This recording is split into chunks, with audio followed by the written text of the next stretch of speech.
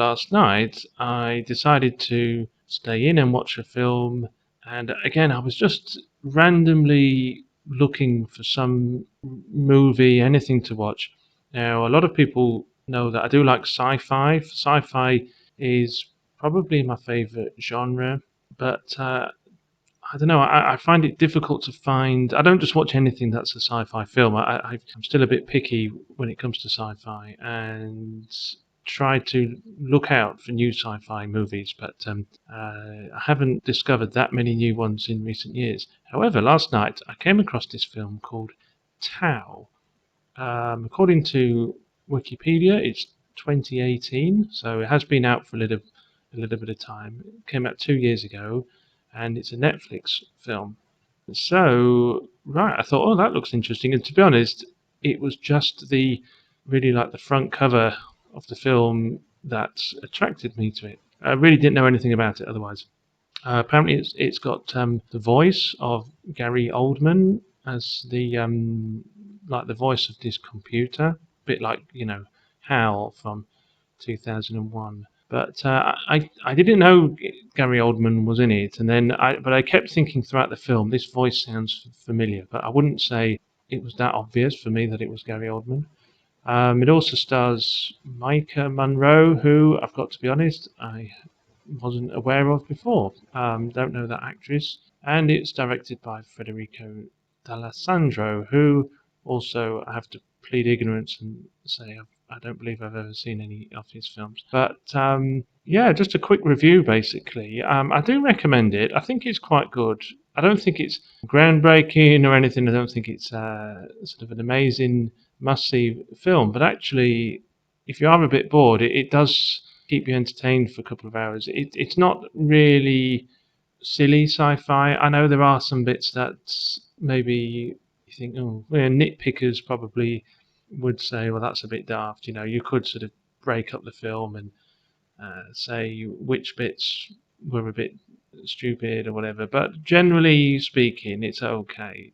Perhaps a bit more sci-fi fantasy, really, because I don't know, some of the technology at points, I don't know, it just seems a little bit unbelievable.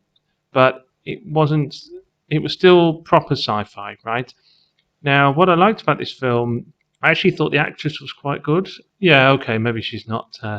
I don't know. Maybe she's not like the sort of Oscar-winning performance here. But it's funny because in the first half of the film, there was a lot of well-lit shots. Like, it's actually quite a darkly lit film. But when her sort of face is lit up, I quite liked the way they did that. And she kept reminding me of Alicia Vikander, who I really like. And at one point, because I didn't know any of the names of the actresses or actors in this film when I started watching it, I actually thought, oh, surely it's not Alicia Vikander, right? But actually, so I actually had to stop the film about 20 minutes in just to check if it was or wasn't her. But I was pretty sure it wasn't her. But there was just like a sort of 5% chance at one point she was looking like her, but I think Vikander's a much better actress probably. Anyway, so and then in the second half of the film, she reminded me of Keira Knightley. Like she kept doing this sort of pout or something, some kind of. Sometimes she looked like Vikander, sometimes she looked like Knightley. Anyway, the film didn't. I thought the film was going to be more of a horror film. I think it is sort of advertised as a bit of a sci-fi horror, and that's you think. I'm not going to give away plot spoilers, but you think that's what's going to happen at the beginning. Or I was sort of thinking, oh, here we go. But I thought I don't mind a bit of horror here and there, sci-fi horror, okay. But it actually didn't quite sort of develop as I thought it would. So that in a way that was good because it subverted expectations. I wasn't quite sure where it was going to go for at least half of the movie. It's funny actually because early on in the film, I'm not giving away anything here, but there's a bit when they're sort of wearing these masks, and I kept thinking, oh well, that's quite, this film was made a bit before yeah, okay, it was made like 2 years before the virus thing, so I thought, oh, that's quite funny, and it's also in an enclosed space, right? So it's just sort of basically more or less like one set.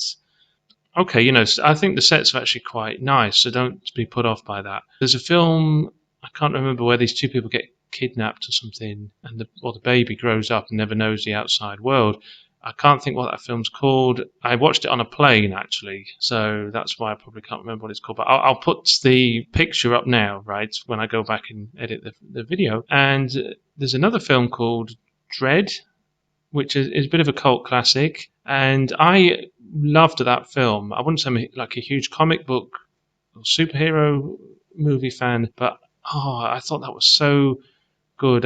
Again, that was just a sort of I watched it at home a few years ago, and I thought, oh, what a shame. All the good films, they don't make sequels or something. And the films that I like, they never make the sequels. And other films get, Fast and Furious or whatever gets like 20 films or something. But yeah, so it reminded me of that because in Dread, they are sort of stuck in this one it's a big complex, right? They get to move around different rooms and so on, but it's basically they are locked in, like lockdown, basically. And so this is actually a good sort of lockdown movie, right? You've got the masks, you've got sort of confined space and so on, right? So this is actually a very good sort of coronavirus. I'm not sure if I'm allowed to say this on the YouTube or something like it. I don't know. There's some rule about it, but okay. So it's a good sort of virusy 2020 film. Right? It's a good 2020 film. It also reminded me of a film called Demon Seed, whose director I will just maybe put on the screen here because I can't remember. But I know it starred, was it Julie Christie? And there was some sort of robot type thing or artificial intelligence, and yeah, it's very actually. There must have been influenced. Surely, a lot of this film must have been influenced by Demon Seed. And one more film it reminded me of was another sort of cult classic, sort of looks fairly low budget, but actually no, and it doesn't look fairly low budget, but probably was The Cube, right? There's a film called Cube, and then there was like a couple of sequels. I think the third one wasn't very good, but I actually rewatched those recently. I was so bored, and again, a bit of a lockdown film, right? You're locked in a kind of confined space, and there's other people there who don't know what's going on, and they're very, very similar, right? Especially at the beginning, right? I'm not really giving away much here. Definitely, if you haven't seen The Cube, you should watch it, right? It's really good. It's a bit gory. That's definitely more on the horror side, Cube, right? If you're a bit squeamish, maybe that's not the best film. But it's perfectly watchable anyway. So yeah, so there was a lot of films that it was reminding me of, but in a good way. And one thing I really like about sci-fi, without getting into sort of really sort of philosophical things, aesthetics. Okay, you can tell from my channel with all the pre-Raphaelite paintings that I show and so on that I really love art for art's sake, right? I love visual aesthetics and musical aesthetics as well. And this, I think, does it quite well. It's not over the top, right? There's many better films that sort of have much more beautiful sets or more elaborate sets, more expensive props and sets. But I think clearly on a sort of fairly limited budget, it must have been reasonably limited. They seem to have done it quite well. I think the computer thing was actually done very nicely. In fact, the colours of the computer reminded me of one more film that it reminded me of was The Fountain, right? Whose name of the director I can't remember right off the top of my head. Oh, Darren Aronofsky. All right, okay. And that was a very aesthetic film. It didn't make much sense the first time I watched it, but I ended up watching it a few times, and I just really enjoyed the film anyway, even though the first time I didn't really understand what was going on. This film, however, it's very easy to understand. It's really sort of basic stuff. I think actually it's so basic that if you've never seen a sci-fi film before or something, if you were like a young teenager or something, this is the kind of film I would have watched maybe when I was a young kid or as a teenager or something. I would have thought, oh, this is quite good, right? A bit like that Vin Diesel film. I can't think what that's called now. I'll put pictures up, right, to show what I'm talking about. But and there was a film when people went down onto planet Mars or something, and they found some giant head or like a face or something as like a huge rock or something in it. That's a good Mission to Mars or something it's called. That's a kind of similar film where if that was the first space exploration sci-fi film you've ever seen, you'd actually think, oh, that's really good. But if you've seen sort of 50 really good sci-fi films, then it's a bit average, but it's still very watchable. I think that just about wraps it up. So yeah, I recommend this film if you've got Netflix, or you can just rent. Maybe I don't know if you can get the film on disc or something. I don't know, or just find it on the internet. Maybe give it a go, right? And definitely, just because it's 2020, this is the year to watch this film. Anyway, hopefully the cinema will get back to normal. It's a bit of a worry because cinemas and theatres especially are really in trouble. I love going to the cinema, and I think it would be a great shame if everything gets shut down, like just closed down, because they just can't make any more money. But it seems a bit inevitable, really.